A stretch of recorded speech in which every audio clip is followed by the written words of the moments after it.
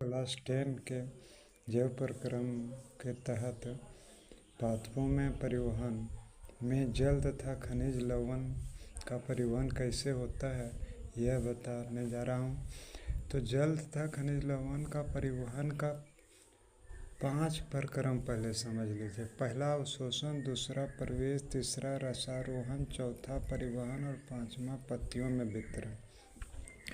अवशोषण क्या होता है कि मृदा में बहुत छोटी छोटी सहायक जड़ें होते हैं जिसको हम लोग मूल रोम कहते हैं।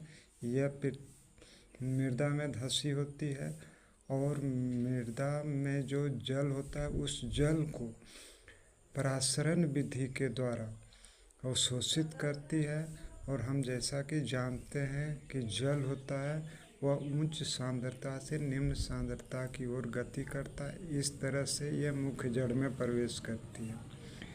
परिवेश में क्या होता है, जैसा कि हम जानते हैं जल तथा खनिज लवण का परिवहन जाइलम ऊतक के द्वारा होता है। तो जाइलम के जो परिवहन भाग हैं वाहिका तथा वाहिनिका में प्रवेश करती है।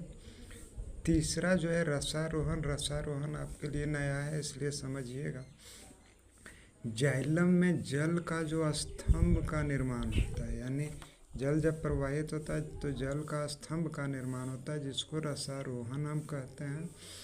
यह रसारोहण क्यों होता है? क्योंकि वाष्पोत्सर्जन के कारण जल की कमी होती है, यानी जल कमता है और जड़ दबाव जो होता है वो जल को ऊपर की ओर भेजता है। इसके कारण स्तंभ का निर्माण होता है, इसको हम लोग रसारोहण कहते हैं।